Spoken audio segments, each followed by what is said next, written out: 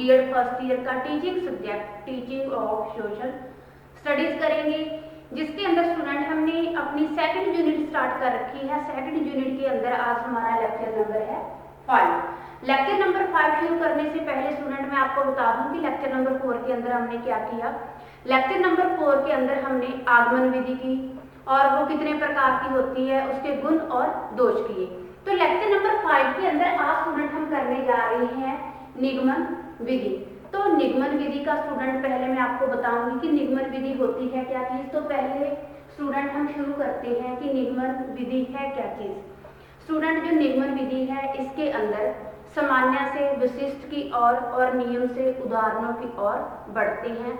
इसमें पहले जो अध्यापक होता है अपने छात्र छात्राओं को, अपने विद्यार्थियों को पहले नियमों के बारे में जानकारी देता है, फिर उस नियमों की सत्यता सिद्ध करने के लिए वो क्या है अलग अलग उदाहरण देता है उससे संबंधित, या जो मानिए कि सामान्य नियम उदाहरणों के द्वारा सिद्ध किए जाते हैं। तो इसके अंदर स्टूडेंट पहले नियम बता दिए जाते हैं, फिर उस नियमों से रिगार्डिंग अलग अलग बच्चों को उदाहरण दिए जाते हैं।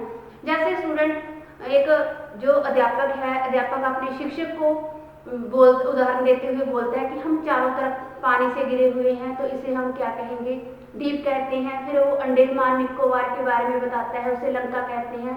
फिर वो मालदीव आदि अन्य क्षेत्रों के बारे में बच्चे को क्या है जानकारी देता है। तो इस प्रकार वो क्या है किसी भी नियम को बताने के लिए उससे रिगार्डिंग अलग अलग उदाहरण बच्चों के सामने पेश करता है। अब हम गणित की ओर बढ़ते हैं स्टूडेंट। तो गणित के विषय के अंदर जो एक अध्यापक है, अध्यापक अपने विद्यार्थियों को अलग अलग एग्जाम्पल देता है। वो बताता है कि ये त्रिभुज है, त्रिभुज के तीनों जो कोणों का क्या है कोण है वो 180 डिग्री होता है। जो त्रिभुज के तीनों कोण होते हैं उसका 180 डिग्री होता है। तो स्टूडेंट बच्चे क्या है एक बार तो शंका में पड़ जाते हैं कि जो त्रिभुज है, त्रिभुज तो अलग अलग आकार के होते हैं, उनका तीनों कोणों का जोड़ 180 डिग्री कैसे हो सकता है। तो फिर स्टूडेंट जो एक अध्यापक होता है, अध्यापक अपने विद्यार्थियों को तीनों कोणों का जोड़ क्या है नपवाता है, नाप के वो क्या है उसका जोड़ 180 डिग्री ही आता है। तो इस प्रकार बच्चे की क्या है शंका भी दूर होती है और उन्हें क्लियर हो जाता है कि 180 डिग्री ही त्रिभुज के तीनों कोण का क्या है आकार होता है। तो इस प्रकार स्टूडेंट अलग अलग नियमों से संबंधित उदाहरण पेश किए जाते हैं। वो उदाहरण पेश करते ही बच्चा क्या है किसी नियम की सत्यता क्लियर करता है। तो निगमन विधि क्या है ज्ञान प्रदान करने की अच्छी विधि है। जो आगमन विधि है, आगमन विधि के अंदर जो भी एक अध्यापक है, अध्यापक विशिष्ट से सामान्य की ओर बढ़ता है और बच्चों का ध्यान आकर्षित करने के लिए क्या है अलग अलग उदाहरण पेश करता है। लेकिन जो निगमन विधि है, निगमन विधि के अंदर पहले नियम बता दिए जाते हैं, फिर नियमों को सिद्ध करने के लिए उससे संबंधित क्या है अलग अलग उदाहरण दिए जाते हैं। इसमें जो सारा कार्यभार होता है वो शिक्षक पर ही होता है और जो बच्चे हैं, बच्चे सिर्फ जो टीचर के द्वारा बताया जाता है उसे ही वो सही मानते हैं, उसे वो रटा रटाया उन्हें मिल जाता है, उन्हें कोई अलग से कुछ भी नियम खोजने की या उदाहरण खोजने की जरूरत नहीं होती। फिर भी ये क्या है शिक्षा के क्षेत्र में इस विधि का प्रयोग किया जाता है। तो इस प्रकार स्टूडेंट जो निगमन विधि है, निगमन विधि के अंदर जो टीचर अपने बच्चों को समझाता है, जो बताता है, वो उन्हें क्या है सत्यता सिद्ध मानना पड़ता है, क्योंकि जो टीचर के द्वारा होता है उसके ऊपर वो तर्क वितर्क नहीं कर सकते, उन्हें वही ही सही मानना होता है। लेकिन फिर भी ये शिक्षा के क्षेत्र में इसका प्रयोग किया जाता है। तो ये स्टूडेंट हुई हमारी निगमन विधि। अब मैं आपको इसके कुछ चरण बताऊंगी, जो स्टेप्स कौन कौन से हैं। अब हम करेंगे स्टूडेंट निगमन विधि के चरण। निगमन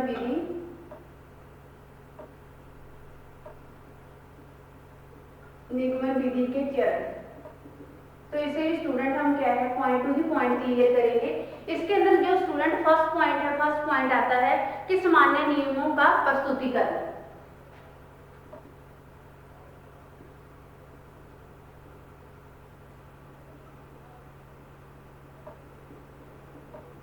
सामान्य नियमों का प्रस्तुतिकरण। अब स्टूडेंट बात करते हैं कि इसके अंदर जो भी नियम होते हैं, नियमों का बच्चे के सामने जो प्रथम सोपान है, प्रथम सोपान के अंदर शिक्षक है बालकों के सामने जो सामान्य नियम है उनको क्या है एक क्रमबद्ध तरीके से बच्चों के सामने प्रस्तुत करता है। सेकंड जो इसके अंदर सोपान है, सेकंड के अंदर जो स्टेप है वो आता है नियमों के अंदर संबंध निरूपण। सेकंड है स्टूडेंट इसके अंदर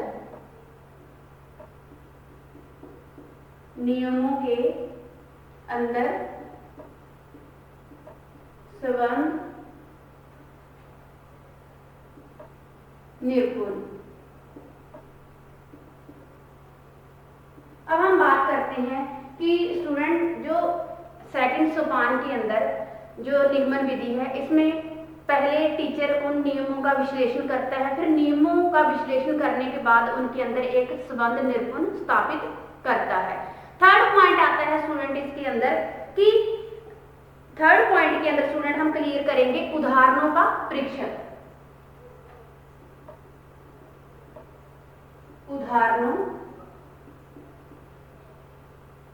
उदाहरणों का परीक्षण। क्योंकि स्टूडेंट इसके अंदर क्या होता है, जो बच्चे होते हैं, बच्चे इसके नियमों के लिए क्या है, विभिन्न उदाहरणों को ढूंढा जाता है। इसके अंदर एक शिक्षक है, शिक्षक क्या है, विभिन्न नियमों से संबंधित विभिन्न उदाहरणों को ढूंढता है। ढूंढने के पश्चात क्या है, वो दूसरे सामान्य नियमों को विभिन्न परिस्थितियों में प्रयोग करता है। फिर प्रयोग करने के बाद इसका एक सामान्य जो क्या है परीक्षण किया जाता है, परीक्षण निकाला जाता है। तो ये स्टूडेंट हुए इसके स्टेप। अब हम बात करते हैं जो निगमन विधि है, निगमन विधि के अंदर कुछ गुण भी पाए जाते हैं, कुछ दोष भी पाए जाते हैं। तो स्टूडेंट पहले मैं आपको बताऊंगी कि जो निगमन विधि है, निगमन विधि के गुण कौन कौन से हैं।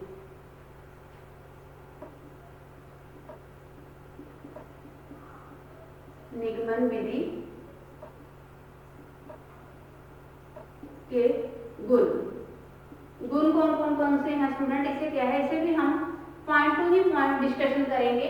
तो निगमन विधि के अंदर कुछ गुण पाए जाते हैं, वो गुणों का वर्णन स्टूडेंट इस प्रकार है, जिसके अंदर स्टूडेंट मैं आपको फर्स्ट पॉइंट क्लियर करने जा रही हूँ कि छोटे बालकों के लिए उपयुक्त।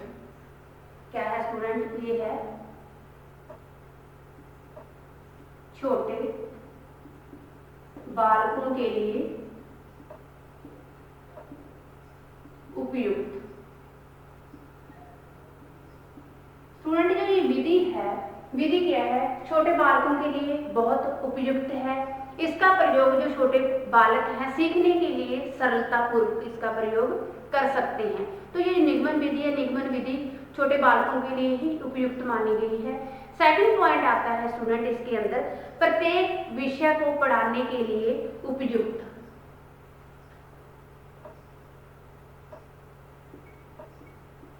प्रत्येक विषय को पढ़ाने के लिए उपयुक्त।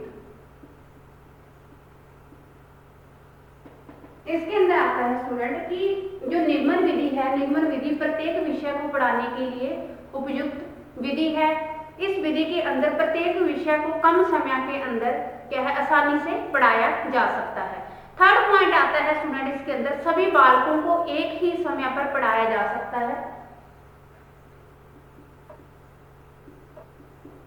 सभी बालकों को एक ही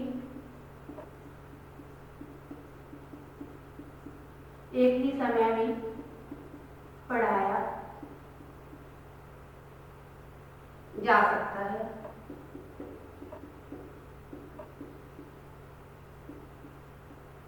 स्टूडेंट जो निगमन विधि है, निगमन विधि के अंदर जो बालक हैं, बालकों को एक ही समय के अंदर पढ़ाया जा सकता है। जो आगमन विधि है, आगमन विधि के अंदर स्ट्रेंथ ज्यादा होने के कारण, क्योंकि बच्चे वो क्या है अपना समय अपने पर ही निर्भर होते हैं, तो उसके अंदर इतना ध्यान नहीं दिया जाता।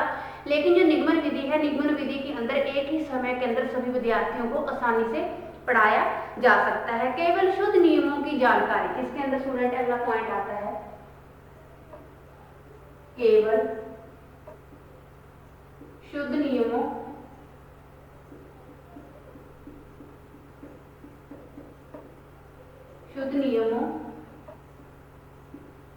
की जानकारी। इसके अंदर स्टूडेंट क्या है, केवल शुद्ध नियमों की ही जानकारी दी जाती है, क्योंकि जो इसके अंदर बच्चा होता है, बच्चा एक टीचर पर ही निर्भर होता है।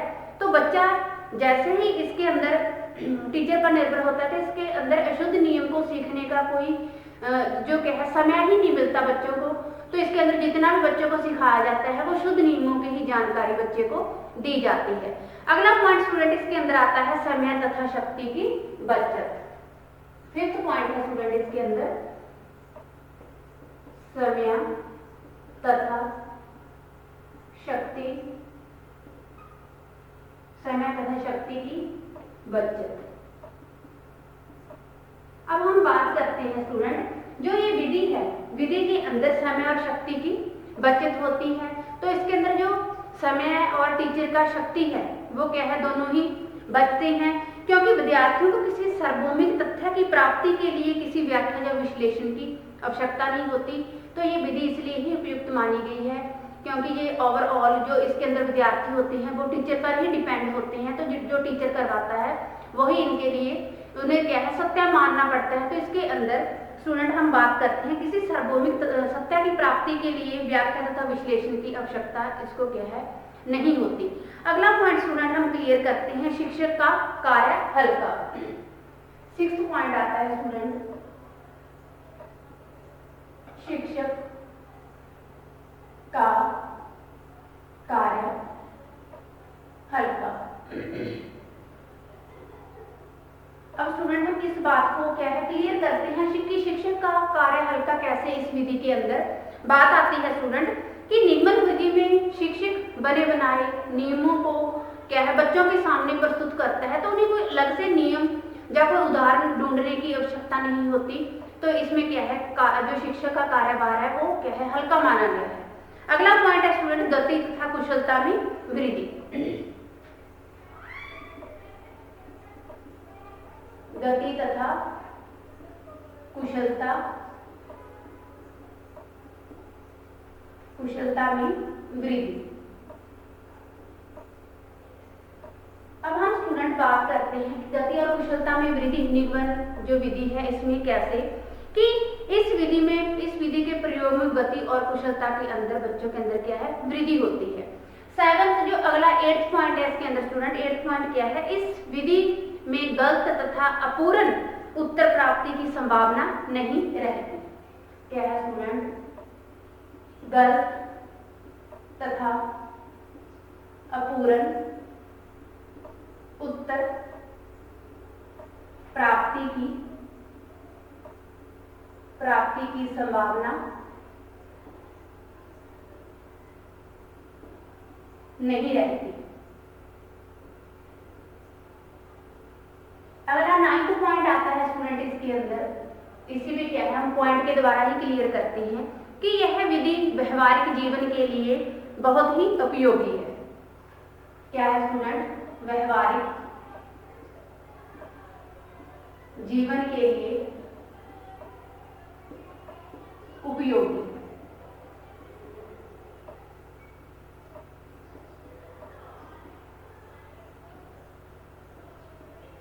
तो स्टूडेंट अगला 10th पॉइंट इसके अंदर आता है कि आगमन प्रक्रिया को पूरा करना।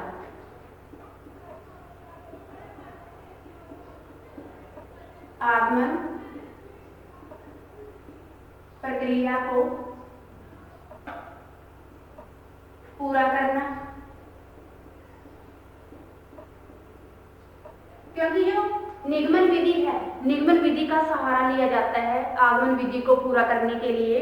तो इसमें क्या है, आगमन विधि है, इसकी संभावनाओं को इस विधि की निश्चितता प्रदान की जाती है। 11th पॉइंट स्टूडेंट इसके अंदर आता है प्रायोगिक स्तर पर अधिक उचित।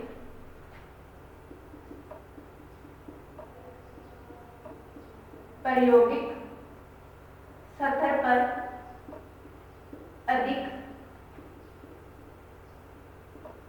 उचित। तो स्टूडेंट हम अगला पॉइंट जो क्लियर करते हैं कि जो प्रायोगिक सत्र है, प्रायोगिक लेवल है, उसके लिए क्या है, ये अधिक उच्च विधि मानी गई है। तो ये स्टूडेंट हुए इसके गुण। अब जो निगमन विधि है, निगमन विधि के अंदर कौन कौन से दोष पाए जाते हैं, इसमें भी क्या है स्टूडेंट हम पॉइंट टू ही पॉइंट क्लियर करेंगे। तो निगमन विधि के दोष करते हैं स्टूडेंट। अब हम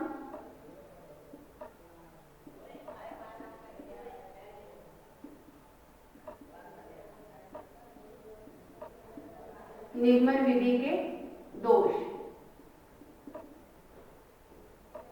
दोष भी क्या है स्टूडेंट, हम पॉइंट क्लियर करेंगे कि इसके जो दोष है, दोष कौन कौन से पाए जाते हैं गुणों के साथ इस विधि के अंदर। तो जो फर्स्ट है ये अमनोवैज्ञानिक विधि है।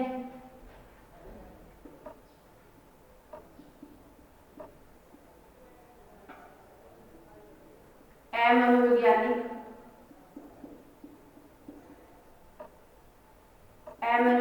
विधि है स्टूडेंट ये।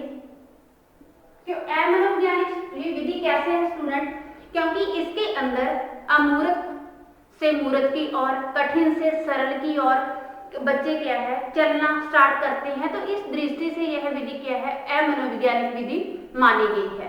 सेकंड पॉइंट आता है स्टूडेंट इसके अंदर कि मानसिक दासता का विकसित होना। सेकंड पॉइंट है स्टूडेंट इसके अंदर मानसिक दासता का उत्पन्न होना। तो स्टूडेंट मानसिक दासता का उत्पन्न होना कैसे इसके अंदर, क्योंकि इसके अंदर जो बच्चे हैं, बच्चे ओवरऑल शिक्षक पर ही निर्भर होते हैं। तो उन्हें स्टूडेंट क्या है कुछ भी नए ज्ञान को खोजने का अवसर ही नहीं मिलता। तो इस प्रकार जो बच्चे का मानसिक लेवल होता है वहीं पर रुक जाता है। तो इसके अंदर मानसिक दासता बच्चे के अंदर उत्पन्न होती है। थर्ड पॉइंट आता है स्टूडेंट इसके अंदर शिक्षक द्वारा प्रदान किया हुआ ज्ञान स्वीकार करने पर बाध्य। शिक्षक द्वारा प्रदान किया हुआ ज्ञान स्टूडेंट क्या है शिक्षक द्वारा प्रदान किया हुआ ज्ञान स्वीकार करने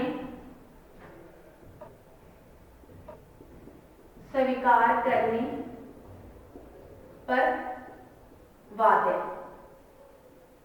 अब स्टूडेंट बात करते हैं, क्योंकि इसके अंदर जो बच्चे हैं बच्चे ओवरऑल किस पर डिपेंड होते हैं, एक अध्यापक पर ही डिपेंड होते हैं।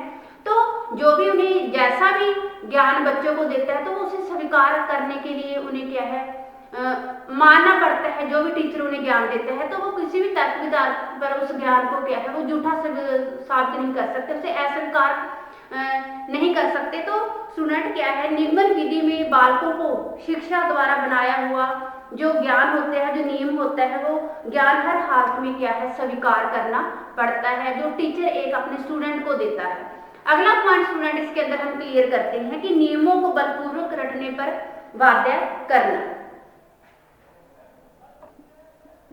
नियमों को बलपूर्वक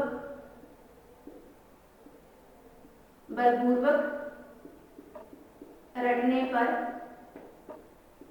बाध्य करना। अब स्टूडेंट जो नियम है, नियम जो शिक्षक द्वारा अध्यापक द्वारा बताए जाते हैं तो उन्होंने क्या है बच्चों को रटा रटाया ही इसके अंदर मिलता है। और वो रटा रटाया है क्या लॉन्ग टाइम तक वो उन्हें याद नहीं रहता, थोड़े टाइम तक ही वो क्या है उन्हें याद कर सकते हैं। तो जो नियम है नियमों को वो बलपूर्वक क्या है मौखिक रटने के लिए बाध्य करते हैं। तो इस परिणामस्वरूप बालक पाठ के अंदर कोई ज्यादा टाइम तक रुचि नहीं ले पाते।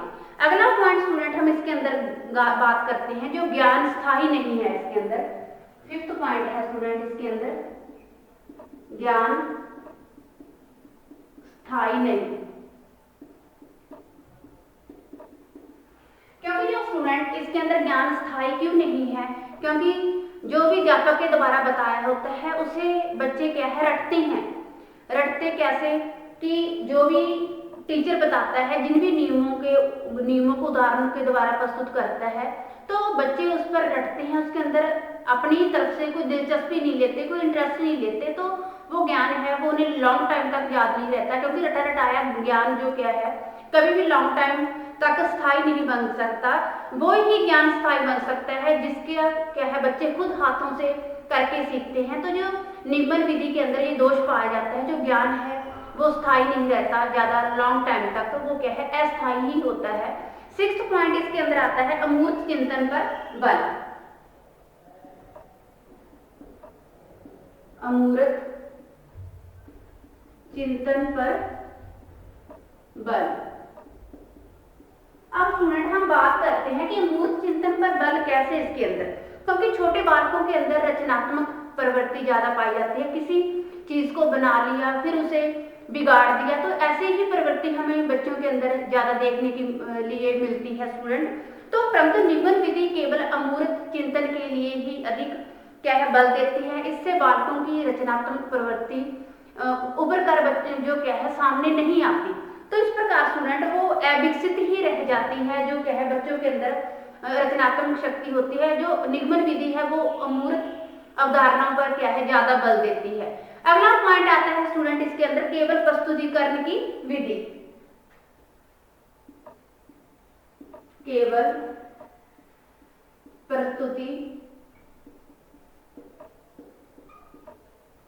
प्रस्तुतिकरण की विधि। तो स्टूडेंट हम बात करते हैं जो ये विधि है केवल प्रस्तुति करने की ही विधि मानी गई है। इसके द्वारा मौलिकता या भावनात्मक विकास नहीं होता। अगला पॉइंट आता है स्टूडेंट इसी के अंदर कि यह विधि वैज्ञानिक दृष्टिकोण विकसित करने में सहायक नहीं होती। क्या है स्टूडेंट? यह विधि वैज्ञानिक दृष्टिकोण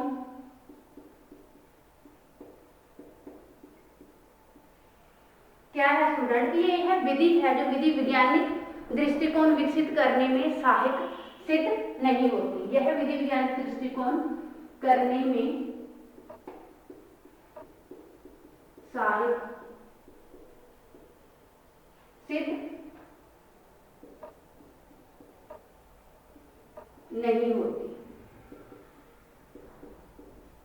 तो ये स्टूडेंट इसके अंदर हुए कुछ हमें जो इस विधि के अंदर कहीं ना कहीं आगमन भी जो आगमन विधि है निगमन विधि है, निगमन विधि के अंदर हमें गुणों के साथ साथ कुछ दोष भी हमें देखने को मिलते हैं।